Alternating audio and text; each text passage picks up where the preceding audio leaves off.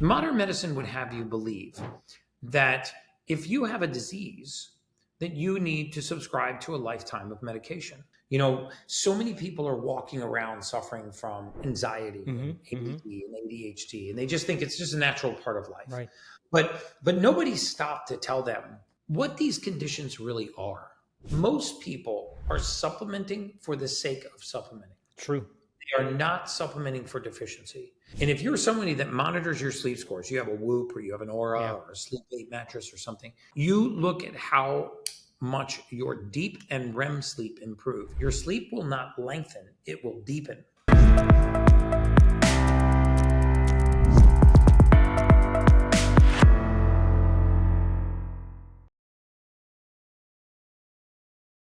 Thank you, Gary, for joining. I'm so happy to have you. That's awesome. Thank you, man. I'm so happy to be here, man. Really happy to be here. Yeah, it's a great pleasure for us at the magazine to have you, and we've been back and forth with you to get you because we think that you are one of the most prominent biohacker out there and the most influential from far. So Thank you so it much. was important. Yeah, that's Yeah. kind of you. All right, let's get started and let's tell our public your story. I know that many people know where you're coming from, but if we can just like cover quickly your background and you're coming from the insurance company, you were predicting death and now you're extending lives. So tell us about it, please. Yeah. So for the better, first of all, I'm not a physician, not licensed to practice medicine. I'm a human biologist. My undergraduate degrees were in biology. My postgraduate degrees were in human biology, or are in human biology. And for the better part of 20 years, I worked in a niche market of life insurance where if we got 10 years of medical records on you and 10 years of demographic data, we could tell the insurance company how long you had to live to the month. And I get a lot of flack for that because people go, well, if you could predict life expectancy to the month, you would have won a Nobel Prize. But it's not me. I promise you, it's some of the most accurate science in the world. If you want to know how accurate insurance companies are at predicting death, just look at what happened during the 2008, 2009 financial services crisis. We had 364 banks fail. Yeah. You didn't have a single life insurance company fail. There's some of the most solvent institutions in the world. They know that. And they take a level of risk on one variable. How many more months does somebody have left on Earth? That no other financial services enterprise would have. So they're very accurate at looking at what are the predispositions for early mortality.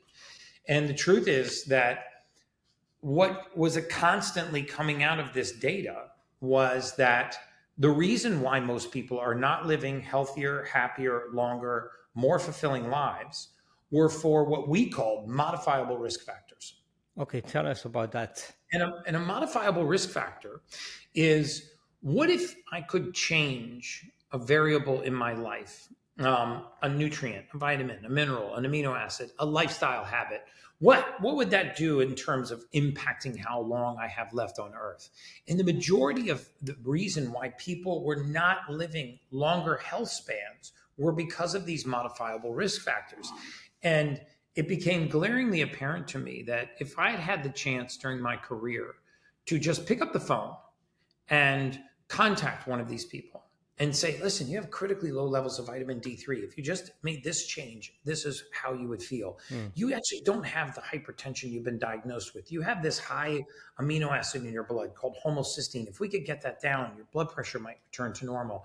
You don't actually have a thyroid, hypothyroid issue. You have poor conversion of thyroid hormone in your liver, in your gut, in your periphery. And if you took these supplements, you would see that change.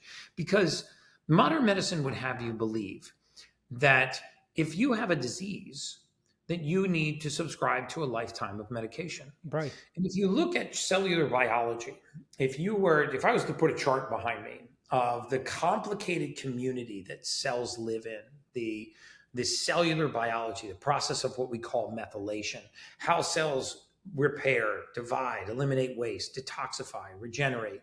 What you would see all over this chart, or you wouldn't see chemicals, you wouldn't see synthetics, you wouldn't see pharmaceuticals, you would see nutrients, you would see True. vitamins, minerals, you'd see amino acids. And you could look at this chart and you could say, well, what if I took this nutrient out? What are the consequences? Well, now I have poor gut motility. Now I can't convert neurotransmitters from amino acids in my gut. And therefore, I have a mood disorder or a mental illness. Yeah. I don't have a healthy immune system, and therefore it's malfunctioning because it's attacking tissue in my body, and I've been told I have an autoimmune disease when really I have a weakened immune system secondary to something like leaky gut or heavy metals or viruses or parasites. And so we're not as sick or diseased or as pathological as we think we are.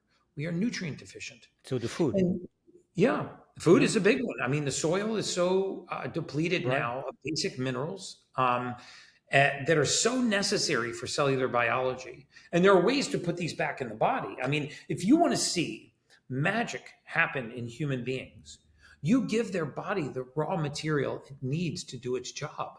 And this is when you see miracles happen. And they're not miracles. It's just the God-given design needs certain nutrients to operate.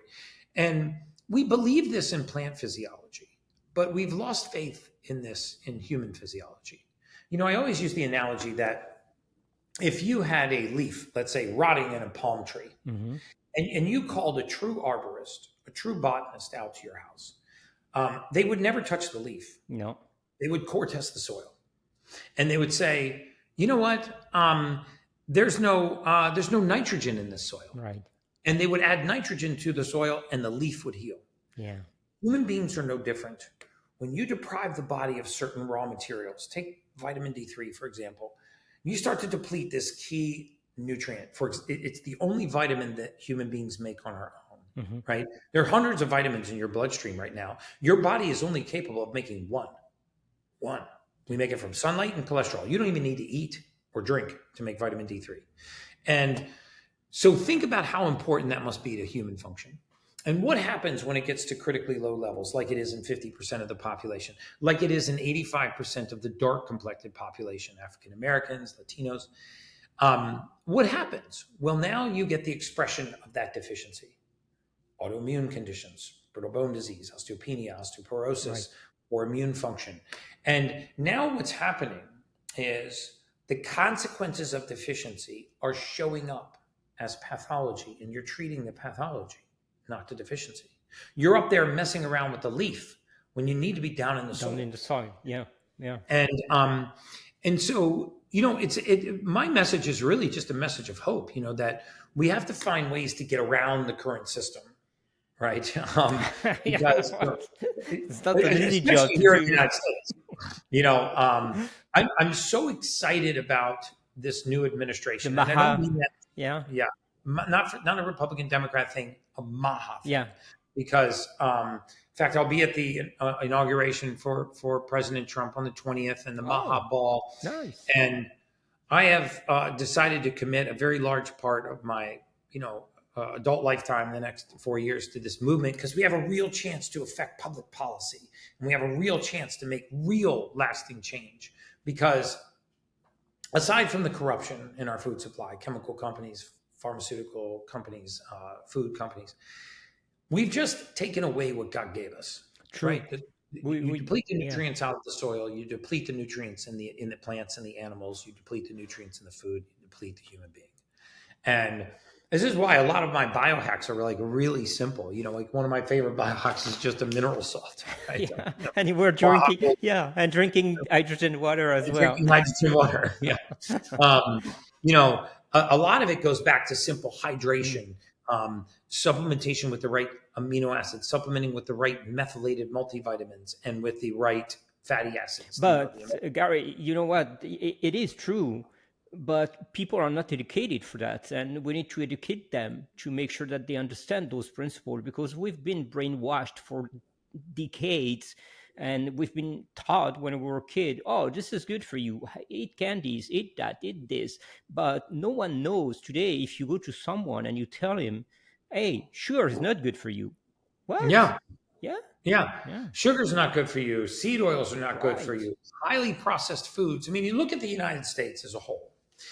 We spend $4.5 trillion a year on healthcare. Right. Okay, more than any other civilized nation in the world, 4.5 trillion. And we are the sickest, fattest, most disease-ridden nation in the world. Yeah, it's sad. We lead the world in 7 things: infant mortality, maternal mortality, meaning mothers dying at birth, lowest life expectancy of the next 66 nations in the world. We lead the world in infant mortality, type 2 diabetes, morbid obesity, and multiple chronic disease in a single biome, meaning in one person. And why is that? It's certainly not because we're not spending enough money on pharmaceuticals. Certainly not because we're not spending enough money on synthetics and chemicals. It's because we are nutrient deficient. Yeah. And when I say this, which is why I want people to get data on their bodies. So many people are walking around suffering from anxiety, and ADHD, and they just think it's just a natural part of life. Right. But nobody stopped to tell them what these conditions really are. One of my favorite things to do is to take any ailment that somebody has, an autoimmune disease, ADD, ADHD. ADHD, I was just right to bring that up. Yeah. Okay, let's go to ADHD, because that's a big one. So That's attention deficit hyperactivity disorder is not an attention deficit at all. It's actually an attention overload disorder. And by that I mean it's not an inability to pay attention, it's an inability to pay attention to so many things. Because in the human mind, we don't just create thought, we also dismantle thought. We break thought down. And if you create thought at a faster rate than you break it down, then the mind becomes very clouded. A lot of information. And we call this an attention deficit, but it's truly an attention overload. So the question is, what breaks down thought? How do we break down these neurotransmitters that create thought? Because modern medicine says, well, if the mind is racing, right? Thought, then what we should do per day. Let's put an amphetamine into the body to race the central nervous system to match the pace of the mind. And this is a very poor idea, because you're taking the system that's not broken and you're breaking it to match the system that is, right? It's like getting a flat tire and, getting out of the car and slashing your other 3 tires. Yeah. I mean, you created equilibrium. But I don't know if you were going to go far with that. By the way, have you been ADHD? I've been diagnosed with ADHD my entire life. Yeah. And did you take those type of medication as well? I did. I've had Adderall, Vyvanse. I've been on both prescriptions. When I realized that in our mind, we produce a category of neurotransmitters called catecholamines, which are also fight or flight transmitters: ephedrine, norepinephrine, epinephrine, dopamine. One of these we call adrenaline. When these neurotransmitters rise, it creates a awakened, active state in the mind. And so I'm thinking about a job I'm working on, and my friend walks up. So I'm thinking about a job. I start talking to my friend. While I'm talking to my friend, I notice a logo on his jacket that reminds me of a vacation I want to take. And now I'm thinking about a job, talking to my friend, looking at the logo, thinking about a vacation I want to take, all at the same time. And, and then my friend goes, "Hey, Gary, my grandmother passed away on Sunday." And I go, "Oh, that's a great idea." Yeah. It's because I'm not present, because my mind is everywhere else. Yeah. Well, what if I was able to create a thought, end a thought, and then create a thought and end a thought? And what are the nutrients? What are the compounds that lead us to do this? Believe it or not, it is as simple as the complex of B vitamins, something called methylfolate, and a form of B12 called methylcobalamin. Where can we find that? Just on supplement, or can we find it from food? You can get food? those in supplements. Yeah. You can get them in methylated multivitamins. I'm coming out with my own vitamin in about a month. Okay. That I've worked very hard on. But regardless, there are great supplements out there that people can take that are methylated, meaning the nutrients are already converted. So think about this. In the human body, there is not a single compound known to mankind. There is no vitamin, no mineral, no amino acid, no nutrient that we put into our bodies that is used in the format that we put it in. Without exception, everything that enters our body has to be converted into the usable form for the body to recognize it. Just like how we pull crude oil out of the ground. Right. But you cannot put crude oil into your gas tank, right? Because the car doesn't understand that fuel source. If you take crude oil, refine it into gasoline, now the car can work. If you take vitamins, minerals, amino acids, nutrients, proteins, carbohydrates, all of these things, and convert them into the form the body can use, that's what the body needs. If you can't make this conversion, you have a deficiency. It is this deficiency that leads to the expression of some of the most common ailments that we suffer from. As we get older, we think that we are suffering the consequences of aging because we have brain fog or weight gain or water retention or poor sleep or poor focus and concentration, or we don't have the same response to exercise. And none of those things are consequences of aging. They are consequences of missing raw material in the human body. So of converting raw material then. And do you mean by that we are lacking the machinery behind it, the expression of genes that allows us to make the conversion? Yes. So for example, one of the most common gene mutations in the world is called MTHFR. MTHFR. It looks like the can I say that on this podcast? We can cut that out if we have to. It's not the Dumb. Stands for methylene tetrahydrofolate reductase. But essentially what this does is it takes the folic acid and the folate that enters our body, and it converts it into the active form. It takes folic acid and converts it into the active form called methylfolate. Well, what if we can't make this conversion? That doesn't sound like a big deal until you realize that folic acid is the most prevalent nutrient in the human diet. And also, folic acid is an entirely man-made chemical. You cannot find folic acid anywhere on the surface of the earth. It does not exist naturally in nature. How it became the preeminent supplement for pregnant women is beyond me. Yeah. Because how could something that is not created naturally in nature or found anywhere on the surface of the earth be the secret to a healthy pregnancy? It's not. Until it is converted into methylfolate.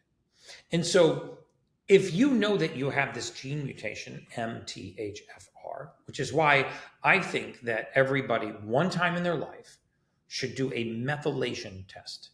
A methylation gene test. It's usually a simple cheek swab. Yeah. Send it to a lab, they send you back the results, and it says, here's the nutrients your body can't convert. It's part of these epigenetic tests that people can buy from like companies like True Diagnostic and others. Yeah. Yes. Soon you'll be able to get it directly from me, but yes, you can buy it from Genova and all kinds of places. You certainly don't have to do the test through me. But what it will do, it doesn't look at all of your genes, right? If I was to look at your genes, I could see you have light skin and light eyes and you have detached earlobes, but there's nothing you can do with that genetic information. Right? I can't be perfect. Yeah, you got a nice smile. Who cares? There's nothing you can do with that information. But when I see that you can't convert certain B vitamins, when I see that you cannot metabolize homocysteine, which can become one of the most inflammatory compounds in the human body, when I see that you can't convert CoQ10 into ubiquinol, and you know these things, you now have a roadmap for supplementation. Yeah. You see, because most people are supplementing for the sake of supplementing. True. They are not supplementing for deficiency. And the sad thing is, man, you cannot get on social media or Google or anywhere else without hearing that every supplement is the panacea to a long life. You can make an argument for everything. Yeah. St. John's wort, CoQ10, ashwagandha, resveratrol, NAD. They're all amazing. The question is, what does your body need? What are you deficient in? And you have to start there. Because if I go back to the tree example, if you didn't test the soil and find out that it was missing nitrogen, and you just started to do things that were good for trees, put water on it, nothing happened. You put phosphorus into the soil, nothing happened. You put sulfur into the soil, nothing happened. You put nitrogen, boom, the leaf. This is what happens in human beings. till you find the deficiency and supplement for it, you don't know what is causing your cellular biology to not be dysfunctional. So in other words, take the thyroid, for example. Most people that are diagnosed with hypothyroid, low thyroid function, are diagnosed because they have low levels of something called T3 hormone. Now, I'm simplifying a little bit, but so the thyroid creates these two hormones, right? It creates T4 and it creates T3. When T3 gets low, this is called hypothyroid. What do? We medicate the thyroid. Yeah. But we're holding the thyroid responsible very often for a crime it's not committing. And what I mean by that is when T3 is low, 80% of the T3 in your blood is not made by the thyroid. So why are we holding the thyroid responsible for low levels of T3? The question is, where is the other 80% of the thyroid hormone made? Well, technically it's made in the liver and the gut and the periphery. It is deiodinized in the liver and it's made in the gut and the periphery. And so essentially this T4 hormone, just circulating around our bodies, gets into the liver and the gut and it gets converted into T3. So if it's low, chances are it's not the thyroid. It's your liver, your gut, your periphery. And what are the nutrients the body needs? Thiamine, iodine, and selenium. And if you're deficient in those, the body can't make the conversion. There's nothing wrong with the organ of the thyroid, but we still medicate it for a crime it's not committing. I mean, you want to talk about a pandemic. We have a pandemic in this country of medicating organs because we are holding them responsible for crimes they're not committing. Well, big pharma have always been working that way anyway. Like they spot on the problem and they try to fix it, like you said, for thyroid. But let's go back to supplement. One supplement that I would say you can take without or knowing or without making testing, would it be magnesium, for example? We see that 65% of the population is deficient in magnesium. Yes. What I would suggest is if you don't want to do the test and you want to start somewhere, get a methylated, that's an important term, multivitamin. Oh, okay. Because what this means is that manufacturer has taken that vitamin and converted the nutrients. They are assuming that your body cannot convert anything. Okay. And they're going to convert it for you. So in other words, 100% of the population can take methylfolate. 44% of the population cannot convert folic acid to methylfolate. So let's just give people methylfolate. And what's the problem with that? It's slightly more expensive. So for manufacturers, it reduces their profit margin. There is a lot of the population, in fact, every human being struggles with the conversion of cyanocobalamin form of B12. I didn't know that. The body has to convert it into the active form before it can use it. If you put cyanocobalamin, B12, which is synthetic B12, into the body will convert it to the active form, then use it. So why don't you save that step for your body? And the others that I would say are very safe to take are a D3 with K2 supplement. I think everybody, unless you are working in the sun without a shirt on a regular basis. And you live in Miami. You live in Miami, and I live in Miami, and as you can tell, I don't get a lot of sun. It is a beautiful day out there too, brother. Oh my God! It's gorgeous out. But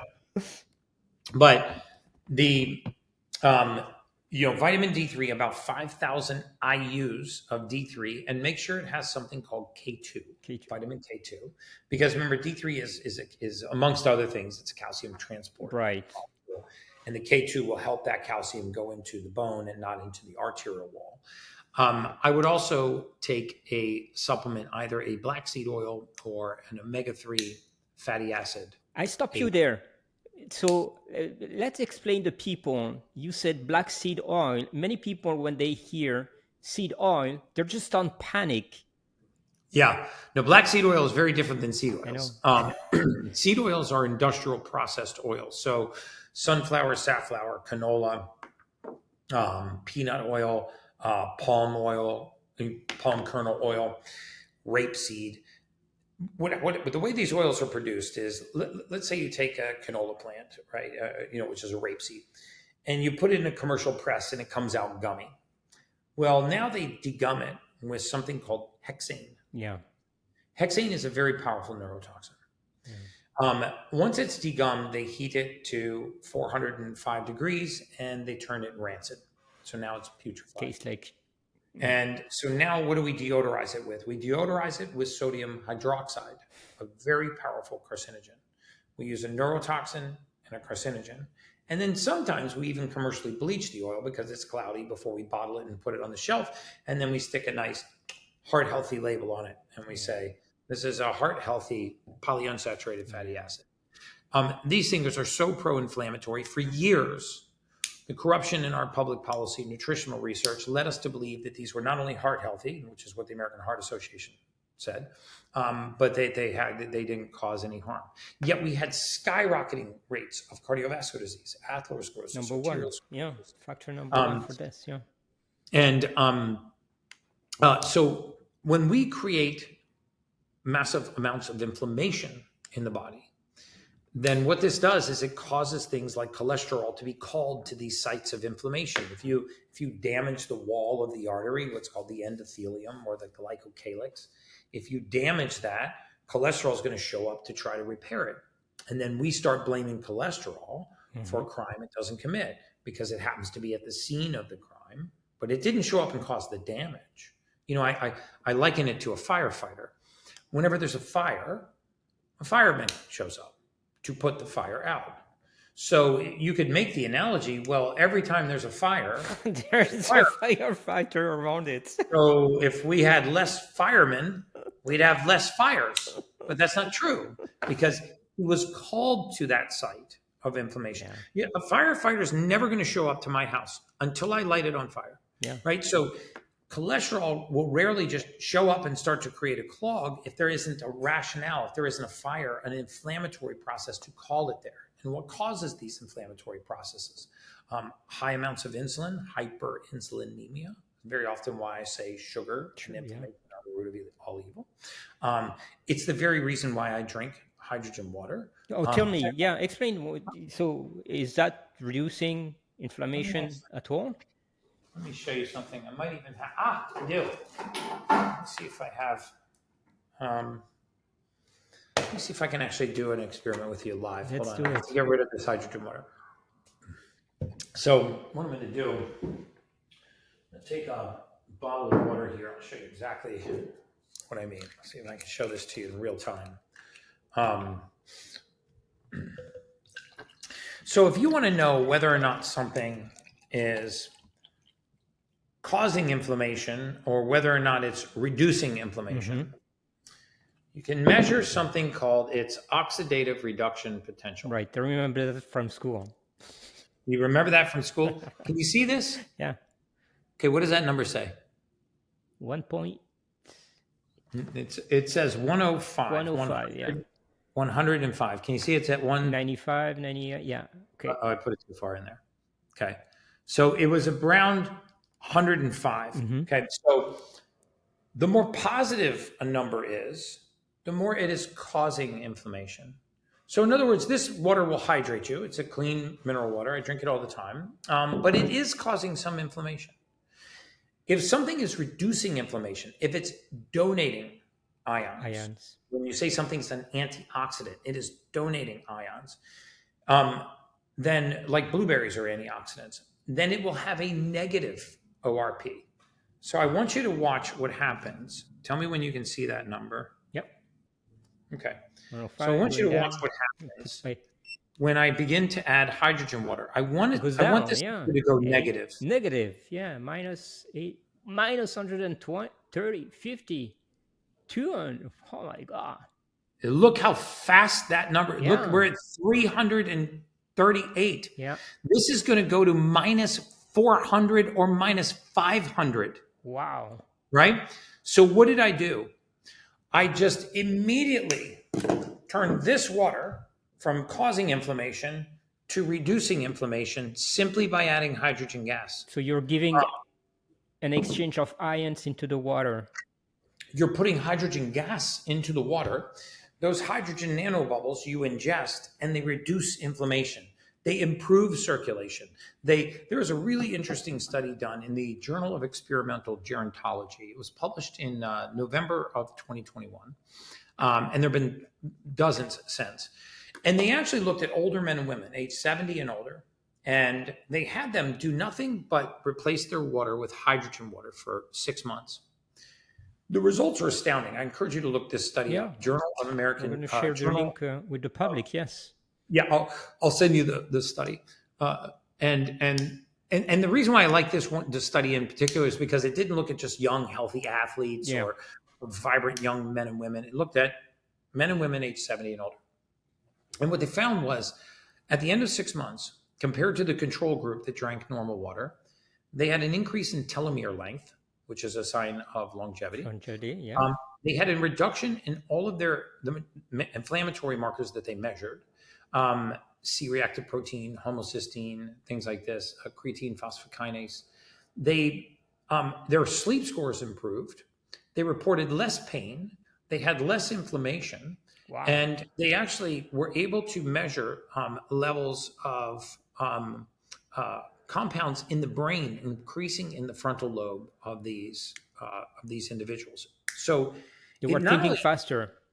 Yes, they're thinking faster. Their mental clarity improved. Their sleep improved. Fine lines and wrinkles in their skin improved. Why? Because the microvascular system, which is 70% of our circulation. Remember, 70% of our circulation is not done by our hearts. Yeah. Most people think our heart circulates all the blood in our body. It doesn't. Our heart circulates 30% of the blood in our body. 70% of the blood is circulated by an activity called vasomotion or vasomotor. Think of a snake swallowing a mouse. So the blood reaches the entrance of these tiny little capillaries, and then this wave-like motion moves it along. The same way that we move contents through our intestine, very similar. There's no pressure behind your intestinal tract. There is an actual peristaltic motion that moves the contents. Same thing happens in our circulatory system. Well, as we age, that's the first part of the circulatory system to be affected.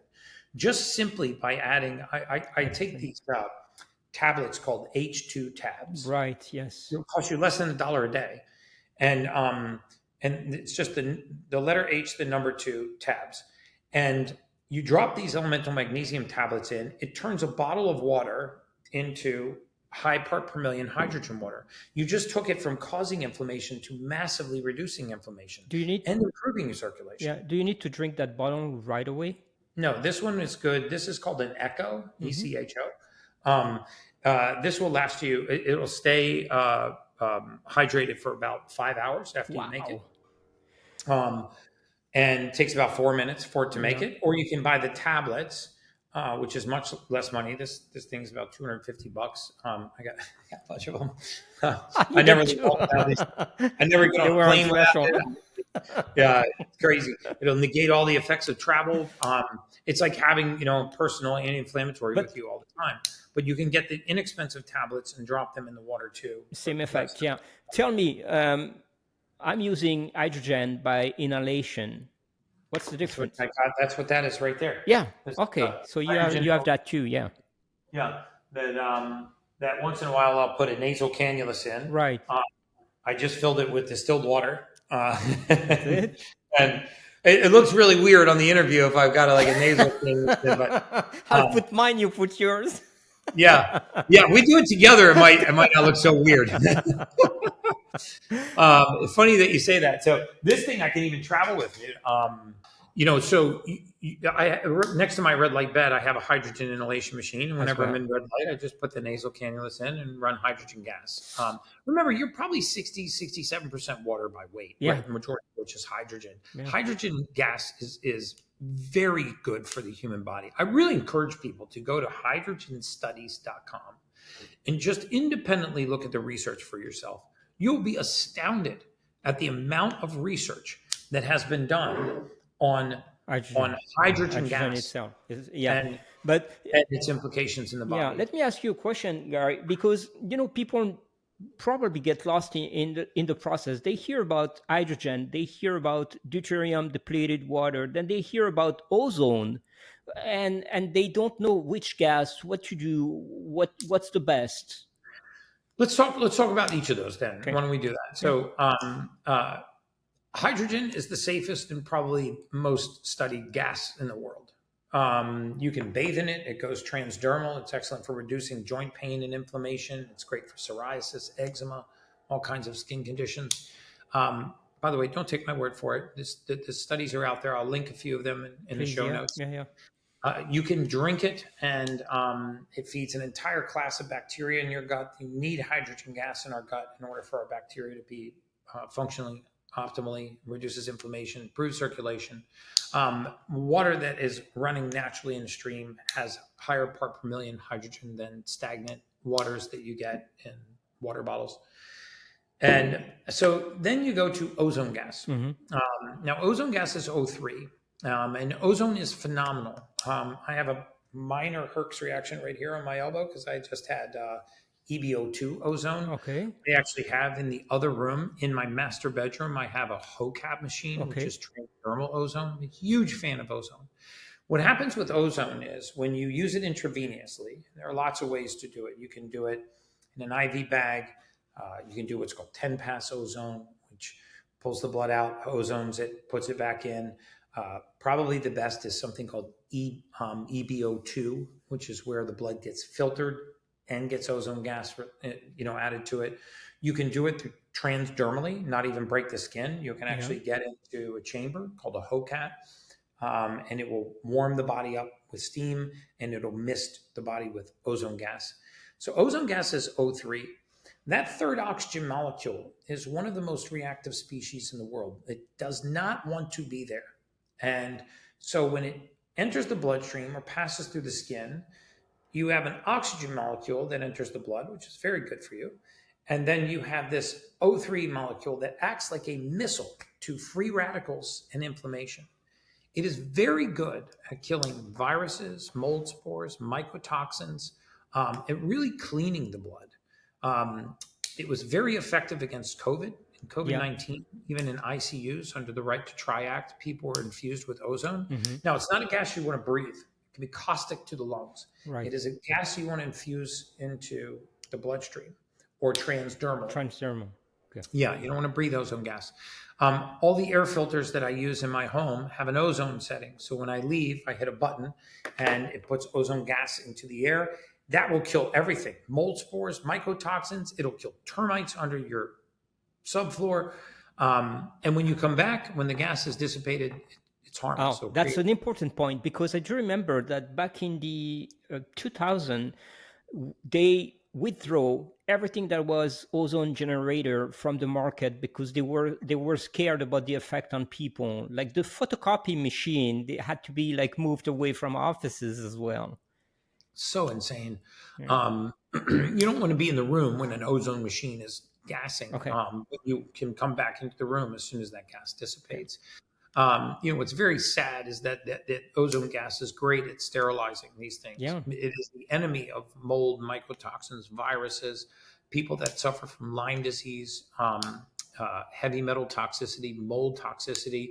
We live in the mold capital of the world. Yeah. Miami. I know.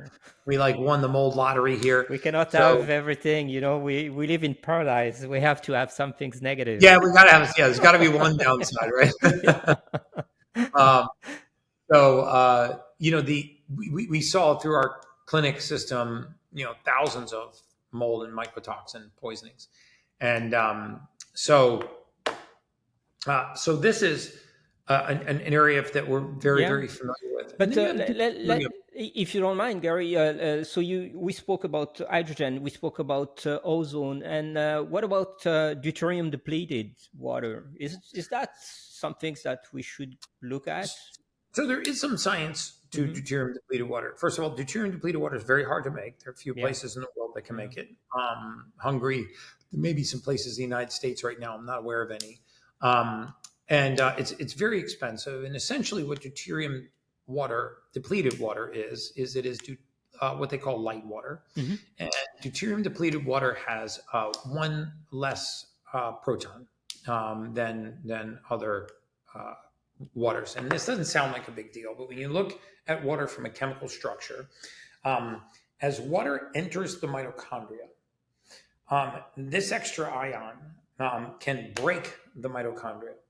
So if I was to slice open your mitochondria and sort of look through it, okay, it would look like opening the door of a ballroom and thousands of couples beautifully dancing in unison to the sound of music, just very rhythmically dancing this cycle called the Krebs cycle, and which is generating ATP and making energy for the body. Deuterium water is like the drunk fraternity brother that nobody invited. He shows up and he just runs through the crowd. Okay. And every time he runs into one of these couples, they fall apart and they go to the ground and they don't get up. It will break the Krebs cycle and it will not repair. Oh. So over time, higher levels of deuterium will have a negative effect on mitochondrial function. And so the theory is if we drink deuterium-depleted water to offset the deuterium water in our body, we can bring these levels down. And there is definitely some science behind that. Yeah. However, I would consider deuterium-depleted water if I had a specific critical illness. Okay. If I was a cancer patient, critically sick with mitochondrial dysfunction or severe autoimmune. Otherwise, for daily drinking, I would use hydrogen water. It's easy, simple, it's not expensive, it's accessible. It's expensive, it's widely available, it's extraordinarily safe. Yeah. Extraordinarily safe in terms of contraindication. Pregnant women can drink hydrogen water. If you have a pacemaker, if you have autoimmune, you can have. I like that tip. It makes the problem we have been seeing in this biohacking community is like we came in this market and we've seen this market changing over the past 20 years with people selling more and more complex solutions for very high rich people. And I like the way that you just bring that up is like hydrogen water, not expensive at all, very accessible. No. What else do we have that we can offer this public that is free? I'll tell you what you can do for free. At my former company, we sold something called the Superhuman Protocol. Mm-hmm. And the Superhuman Protocol was a PEMF mat, $5,000, an oxygen system, an exercise with oxygen system, $5,000, and a red light bed, $119,000. So if you have $129,000 lying around, you can buy the Superhuman Protocol. But what is it based on? It's based on the magnetism, the oxygen, and the light from Mother Nature. Yeah. The best modalities take what God gave us and turn it into what man makes us. And so the best biohacking opportunities are out in Mother Nature. So if you want to get this protocol for free, take your shoes off and touch the surface of the earth. That's the first thing. Grounding, earthing. These are very real things. People want to poo-poo it as like, some kind of hippie science. It's absolutely valid science. There is valid science. The charge in the body, you contact the surface of the earth. The surface of the earth has a low Gauss current. It can actually change the structure of your blood. I've done this several times where I prick people's fingers, put it on a slide on a microscope, just like this.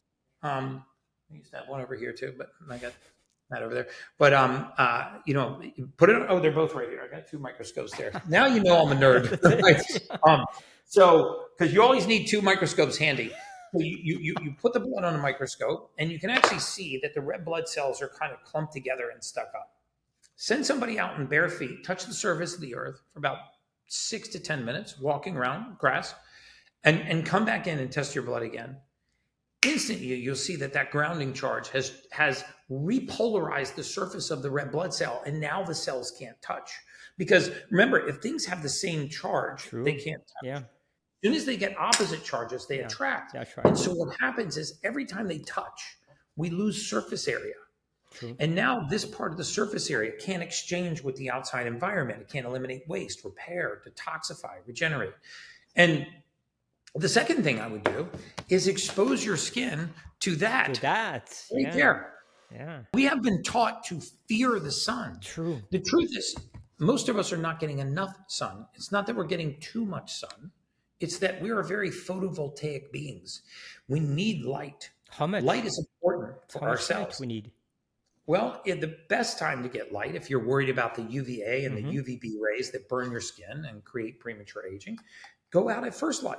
The first 45 to 90 minutes of the day, there's no UVA or UVB light. There's only healthy blue light. I don't mean the blue light from Yeah, your, yeah, your yeah. screen. I mean healthy blue light from the sun. Resets your cortisol. It resets your melatonin. It actually resets your circadian clock. And some of the research coming out of Whoop which is fascinating. I really believe in these guys. I believe in the research that they're collecting. Some of the research that's coming out of Whoop now is fascinating because they're saying that one of the best ways to restore circadian rhythm and have a good night's sleep The morning. at night is to get sunlight in your eyes in the morning. Yeah. Without glasses. Now, these aren't readers, by the way. These are blue light glasses. Yeah. They have no prescription in them. You kind of probably see by the tint. So I wear blue light glasses when I'm on computers a lot. Yeah. But when I'm outside, I don't wear glasses. I just allow the light to hit my eyes. In the morning, I take my shirt off. I allow sunlight to hit my skin. And you make a little vitamin D3. You expose your skin to sunlight. And you optimize your sleep for the night. You optimize your sleep for that night. And then the last thing you want to do is learn to do some simple breath work, right?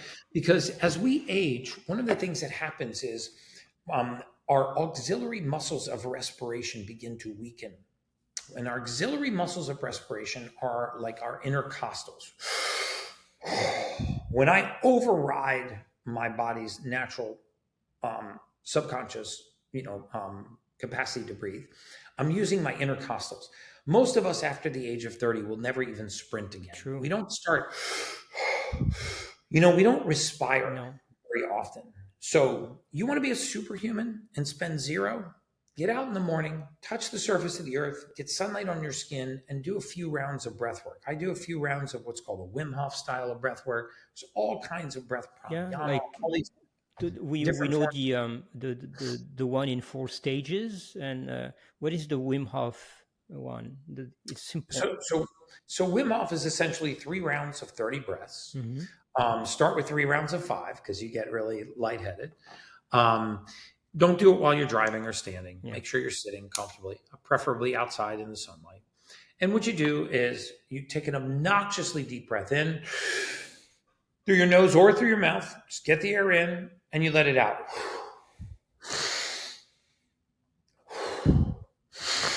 Nice.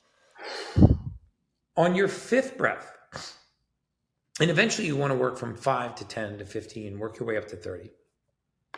On your 5th breath, exhale and hold. Hold your breath as long as you can. Because the main vasodilator, in the human body is not nitric oxide, it's carbon dioxide. The reason why we get vascular during exercise is because of the carbon dioxide going back to the lung. And so carbon dioxide will dilate your vascular system. So after you breathe, exhale and hold as long as you can. And the reason why you're holding is to allow the carbon dioxide to build up, that vasodilation to begin, and then take a deep breath in. Hold that breath as long as you can. Exhale and start over. Let me tell you something. Have your audience, if you're watching this podcast, for the next 7 days, try to wake up as close to morning light as possible. If you're blessed enough to be in a warmer climate, go outside, expose as much of your skin to sunlight. I'm on a balcony, so I can only expose so much skin because I got neighbors at the same level over there. I flash them every day. They've seen plenty of my abs. And expose your skin to sunlight. If you can, touch the surface of the earth, and I'm talking 6 or 10 minutes, this entire cycle, and do 3 rounds of 5 to 10 deep breaths with a breath hold in between. That's it. Don't change anything else about your routine. And if you're somebody that monitors your sleep scores, you have a Whoop or you have an Aura or a Sleep 8 mattress or something, you look at how much your deep and REM sleep improve. Your sleep will not lengthen, it will deepen.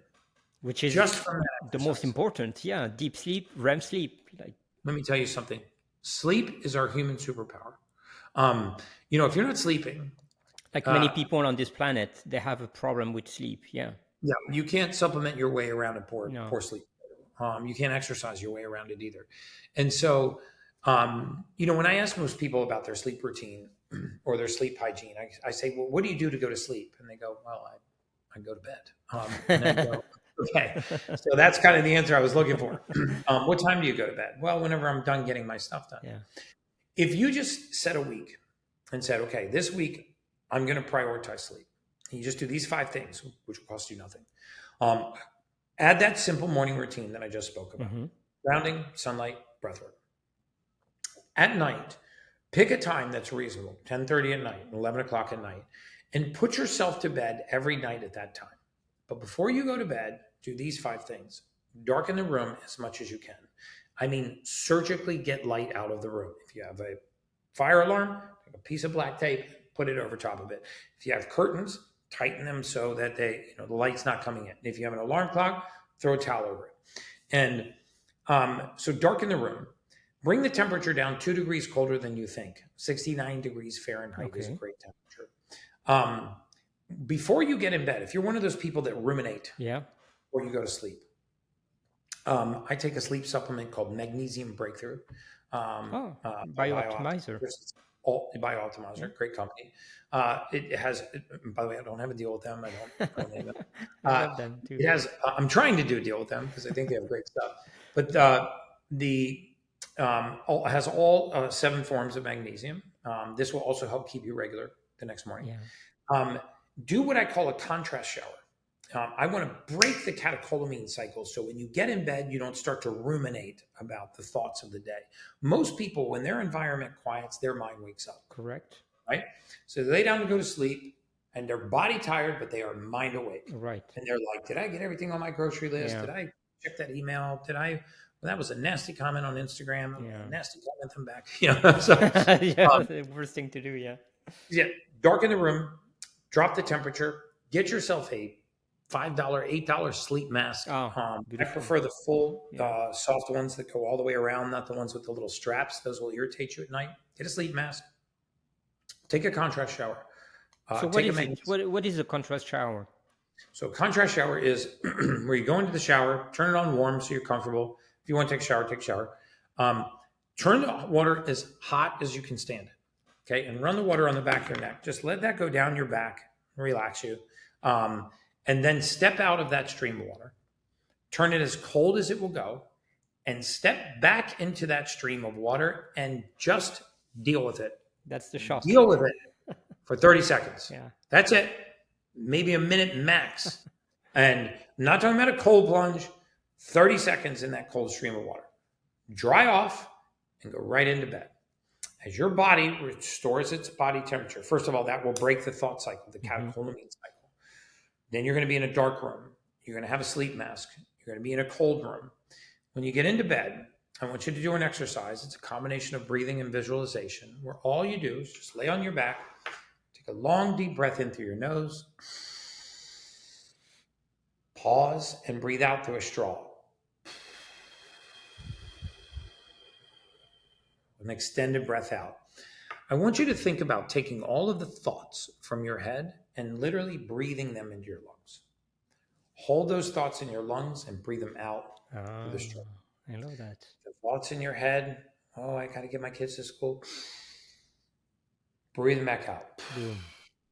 Did I get everything on my grocery list? That comment Breathe on it in, Instagram. breathe it out. It will be difficult to make it to 10 breaths.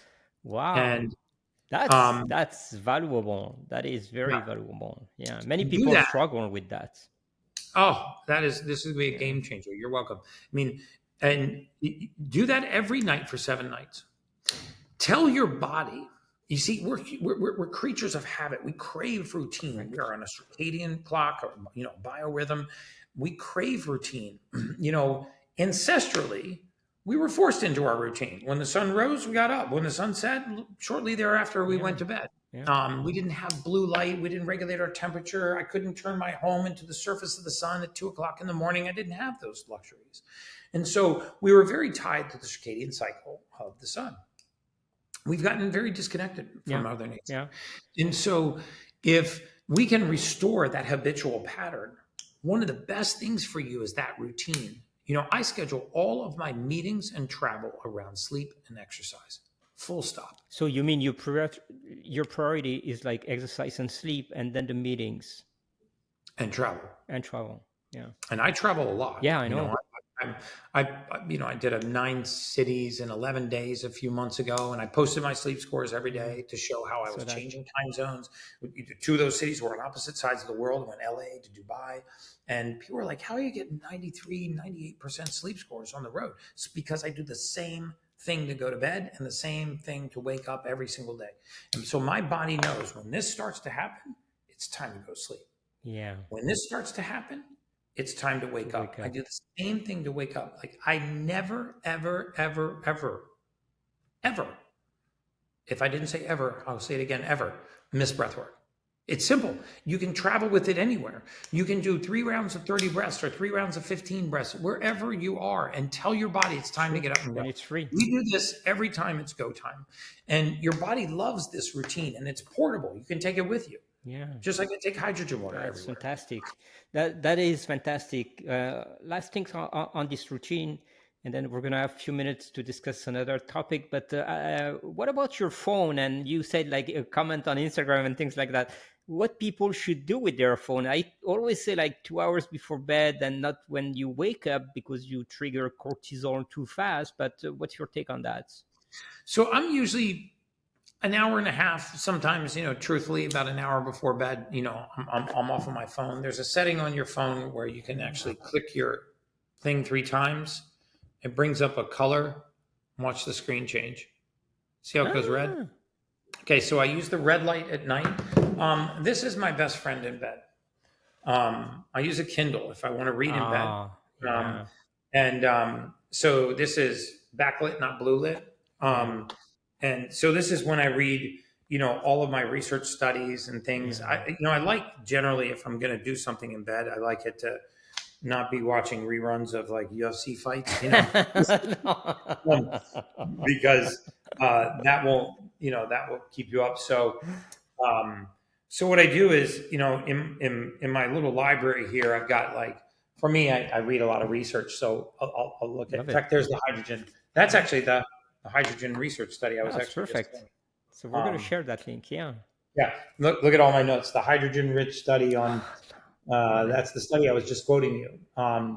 And this was the study on 6-month effects of hydrogen rich water in older adults age 7. How do you memorize all these things? Oh yeah, I just constantly, because you'll see on my notes on telomeres, and so I'm constantly, I read them, I highlight them, I underline them. But you have this faculty that from where you were student, and you memorize and you retain information without technique, is because it's a natural talent. Yeah. So a lot of people know about my clinical photographic memory, but you don't have to have clinically photographic memory to be interested in reading research. But I am clinically photographic. When I was young, they thought I was like a savant or autistic, and they just realized that I was clinically photographic. So that's a great talent to have. It's a great talent. It's a blessing and a curse, right? Because you don't get to choose what you retain. Yeah. So if I read it, I retain it. So I can't read for pleasure. So if I was on an airplane and I, read the American Airlines magazine, 3 months from now, I'll tell you where a condo project is in Buenos Aires that was advertised in there. You need to read Biohackers magazine on plane. Yeah. So I only, I only read, I try to read things that serve me. This is my current methylation reading, methylation content. So my staff will, give me all this research, and I'll commit this to memory. Wow. And that's impressive. Yeah, I love that. I also spend my life learning, and I'm fascinated by this memorization. Do you have another few minutes? Because I want to take you on this topic that is so hot these days, and you are in the middle of this big fight with your former partners. And maybe we can just inform our public on what is happening out there briefly, or what happened to make you decide to go that way. Yeah, it's a real shame. Sadly, I think partnerships that don't communicate well, very often, and like this, I take some responsibility for not communicating. But what started when they acquired my company, this company started with a real mission, an intentional mission to be in service to humanity and to really touch as many lives as possible, to help as many people with their health outcomes as possible. And sadly, for my wife and I, my children used to work there. Yeah. They were the first ones that got fired. And then my wife and I, which were co-founders and started this in a strip mall years ago, cared deeply about the mission for this company. It just became glaringly apparent over time that it was all about profits over people. And we have a different level of connection to the company than the people that acquired us. Mm-hmm. They obviously acquired us to make money. We started it to make an impact. And so that malignment in values, that chasm starts to widen, just like it does in any relationship. And sadly, we were minority shareholders. I take responsibility for signing the agreements that we signed. In retrospect, it was the worst thing that we ever did. We thought we could, sold our company. They thought that they bought our souls. Yeah, it's mostly the case on many merger and acquisition. Yeah. And when you have, one side that's very myopically concerned solely about the profits and not about the people or the impact, and your intention is to serve humanity, then you start to see this chasm widen. I didn't sue Elena Cardone for money. I sued Elena Cardone for accountability. And I've been very clear that the profits and the proceeds from that lawsuit are not going to go to enrich my wife or myself.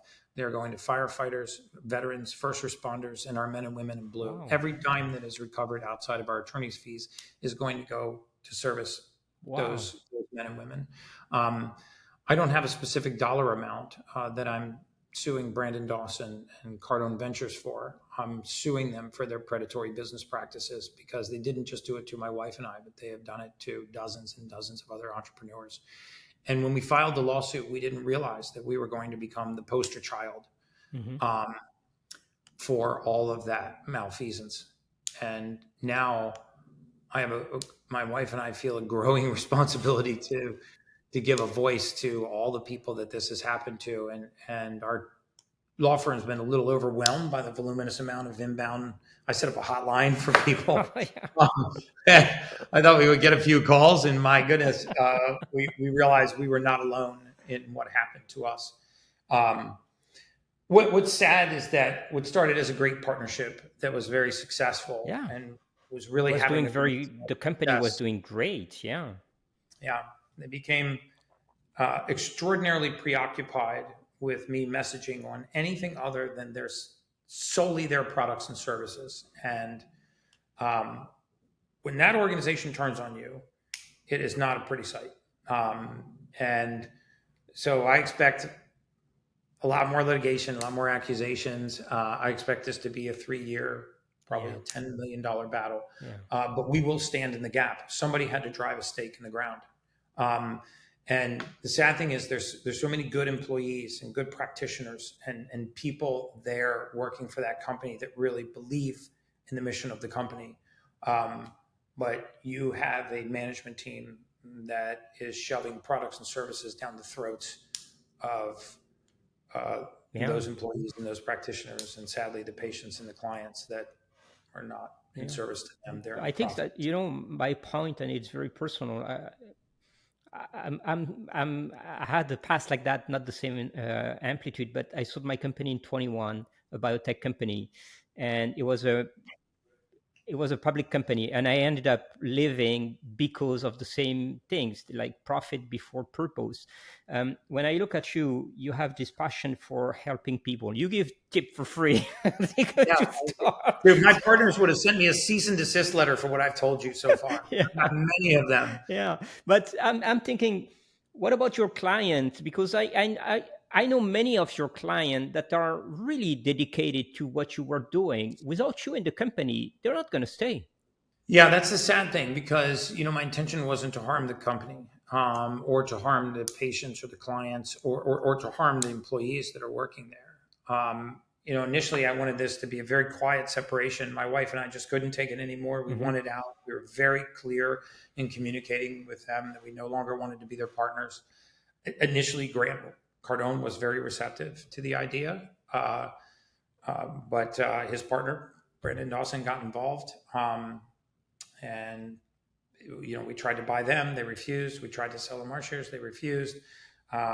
We got threats and demand letters and for talking about things like hydrogen water, or amino acids, or wearing the wrong T-shirt. They really think that when they buy your company, that they buy your soul. Yeah. And I now see that the pattern that they used in our case is a pattern that they have used over and over and over in this company, Cardone Ventures, which has a voluminous appetite for fees, Profit. a voluminous appetite for fresh new blood in seats, and not a lot of appetite to truly scale businesses. And it's really very sad. We're with you on that. We support you. We like you. Thank you. And I've been overwhelmed, man. I've been very humbled by the amount of support. Literally hundreds and hundreds and hundreds of people contacting me, former employees, former executives, shareholders, members, clients, vendors. Because you do well, you're natural, and I think that helps people. People see authenticity, and this is what pays off at the end of the day. Like if you are authentic, like people can just learn from you, and this is what happened in the past. Now you're free. It's a good thing. You have. The sad thing is, these environments are so intoxicating. You get into these, these events, and like there's celebrities and music and fireworks and like lots of rich people, and it's a very intoxicating environment. And you want to believe what's told to you from the stage. I believed Brandon when he said he was taken advantage of in his previous business, and he would never do that to another entrepreneur. But sadly, that's not what happened. And so. So now we're becoming the poster child for all of these people that have been harmed, and really trying to shed light on the practices, cautioning people to just have their eyes wide open. I don't want to harm their business either, but I just can talk about the experience that we've had and the experience that dozens of other business owners have had. But I also believe that this is a good thing. I think you need to go through a great shedding in life sometimes to really fulfill your purpose. Gary, I love that, because I think, look at it, and thank you for sharing your thought and your deep feeling on that. But look, you are in the biohacking movement, you are in this life extension, longevity, call it as you want, but what are we doing there? We're doing the same thing. We're changing what is a statu quo that was dictated by people out there saying, no, you need to die, you need to take medication, you need to be obese. And we're starting, where are the ignition of that? And you do that in that business. I admire that. The Robin Hood. The elites want to silence you. They go, always. You can't talk about this, you can't talk about that, because we don't make money from it. You can't, you can't help people outside of the organization without our supplements, our tests, our blood work, something that we have an answer for. And it was like, guys, there's so much more to helping humanity than just our products or services. There's competition of ours that are doing great things. It's okay if we shout out our competition because they're supposedly in service to the same mission. Or are we just saying that we're in service to this mission, but the truth is that we have these oppressive contracts in place that are going to keep you from actually fulfilling your obligation to help people to the best of your ability? Because if your only way to help someone is their specific product or their specific service or their specific supplement, then you are signing up to the mission that is opposite of what you're putting out to the market. I agree. I mean, the tide should raise all of our boats. The only answer to longevity is not necessarily just 10x Health. 10x Health was an amazing company, and it really did a lot of good. But it wasn't the only good company doing good. It wasn't the only manufacturer of supplements, the only manufacturer of equipment. And it's very sad when you message about one thing, You are the polar opposite of that is true in practice. And that disconnect sickened my wife and I to the point where we walked away from tens of millions of dollars in that organization. Had we kept our mouth shut and just let the revenues pile up, we would eventually execute on a plan to sell that company. But then all those employees and all those patients and all those clients and all those practitioners and the people whose license was really at risk, we would just left them. We would just turn our back on all of them. I get a little furious just talking about, but the point is that the message is still going to get out there. As hard as their lawyers will work to silence me, the message is going to get out there. It's going to get there. There is, this is the beauty of the world we live today. You cannot silence people the way you were doing it 20 years ago or 50 years ago. Now social media has an impact and it's uncontrollable. And this is a very big platform. Yeah, it's a great platform, and you're very popular out there. So keep going in that direction, Gary. Thank you, brother, for sharing all these things. Love you, my man. You're amazing, man. Thank you too. Love you.